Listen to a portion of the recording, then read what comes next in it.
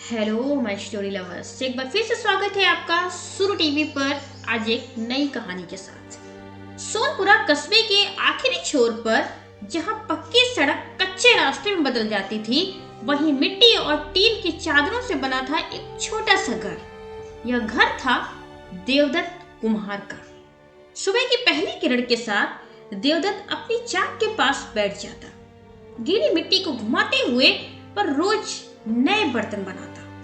लेकिन उसकी जिंदगी वह कभी आकार नहीं ले पाती थी। कब तक ऐसे चलेगा देव? उसकी पत्नी सरोज ने टूटती आवाज में कहा। हर दिन उम्मीद लेकर जाते हो और हर शाम खाली हाथ लौटते हो। देवदत्त मुस्कुराने की कोशिश करता, पर आंखें धोखा दे देती। मेहनत में कोई कमी नहीं है सरोज, शायद ऊपर वाले ने मेरे नाम के आगे कमी लिखती है। इसी बीच उसका 12 साल का बेटा माधव भीतर से निकला। उसके चेहरे पर भूख थी, पर जुबान पर डर। बाबा, एक बात पूछूं?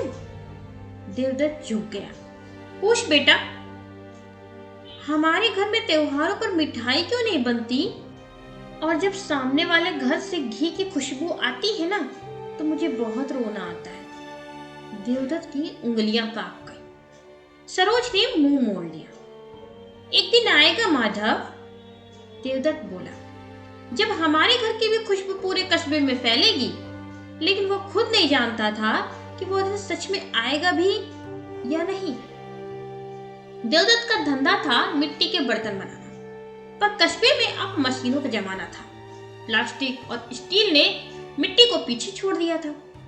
उस दिन चाक घूम रही थी, पर देवदत्त की हथेलियों में जान नहीं थी।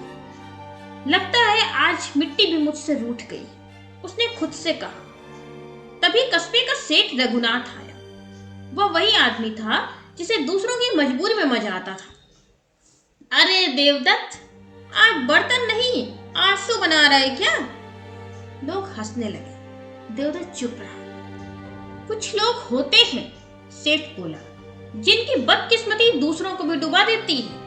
हंसी फिर गूंजी, और उस हंसी ने देवदत्त के भीतर कुछ तोड़ दिया। उस रात देवदत्त घर नहीं लौटा। वो कस्बे के बाहर पुराने पीपल के नीचे बैठा रहा। अगर मैं ही ना रहूं तो सरोज और माधव शायद किसी तरह जी ले। यह ख्याल तो उसे डरा ही रहा था और खींच भी रहा था। तभी जंगल की ओर से कोई कराहने की आवाज सुनाई दी। कोई है? वह आवाज की दिशा में भागा। वहां एक वृद्ध फकीर पड़ा था, घायल, निर्जल। बेटा, पानी मिलेगा? बस एक घूंट। देवदत्त ने इधर उधर देखा।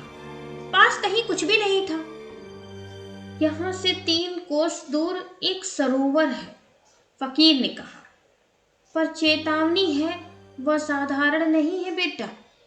मैं जाऊंगा, देवदत्त बोला। आपके लिए जान भी चली जाए तो क्या? वैसे भी मेरी जिंदगी में बचा ही क्या है? मैं तो मरना ही चाहता हूँ। एक अच्छे काम के लिए जान जाए तो उससे अच्छा क्या है? वो सरोवर पहुंचा। पानी के ऊपर धुंध थी। जैसे उसने लोटा डाला, एक भयानक आकृति उभरी। वो था जल का राक्षस। यह जल परीक्षा मांगता है। प्रश्न सुन, ऐसी कौन सी चीज है जो टूट कर ही सबसे ज्यादा जुड़ती है? देवदत्त की आंखों में सरोज आई, माधव आया और उसकी मिट्टी।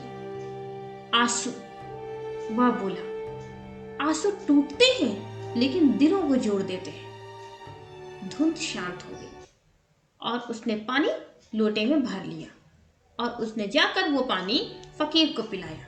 फकीर ने आंखें खोली और मुस्कुराया। देवदत्त, तू पास हो गया।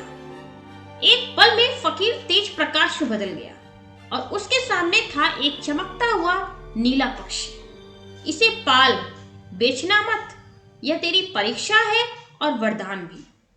पक्षी आया तो कस्बा बदल गया। लोग देखने आए, धन का लालच किया, पर देवदत्त ने हर सौदा ठुकरा दिया। यह मेरे बेटे जैसा है। उधर राज्य की राजकुमारी वैदेही एक अजीब रोग से ग्रसित थी। राजगुरु बोले, नीले पक्षी का अश्रु और एक सच्चे गरीब का आंसू, यही राजकुमारी को बचा सकते हैं। राजा स्वयं सोनपुरा पहुंचा। देवदत्त ने मना किया, मैं नहीं बेच सकता इसे, न मैं आपको दे सकता हूं। लेकिन राजा ने उससे विनती की, देवदत्त तुम्हें जो चाहिए वो ले लो, लेकिन मुझे यह पक्षी दे दो, मेरी बेटी की जान की कीमत है ये। दोनों रो पड़े। पक्षी को आखिरी बार देवदत्त ने गले लगाया और राजकुमारी की जान बचाने के लिए उसने राजा को दे दिया और वो पक्षी ले जाकर राजा ने राजकुमारी के सामने रखा और इस तरह राजगुरु ने राजकुमारी की जान बचा ली। राजा झुका, तो अमीर नहीं बना, तो योग्य निकला। देवदत्त को सम्मान मिला क्योंकि उसने धन से पहले सम्मान चुना था। अब देवदत्त के बनाए हुए बर्तन राजा खुद बिकवाते थे और राजा खुद भी देवदत्त के बनाए हुए बर्तन खरीदते थे। इस तरह से देवदत्त की गरीबी भी दूर हो गई और आज सोनपुरा में मिट्टी के बर्तन फिर से बिकते हैं क्योंकि उसे गढ़ने वाला एक सच्चा इंसान है। सो फ्रेंड्स, कमेंट करके जरूर बताइएगा आपको ये कहानी कैसी लगी। ऐसे ही किसी नई और मजेदार कहानी के साथ हम आपसे फिर मिलने आएंगे। Thank you.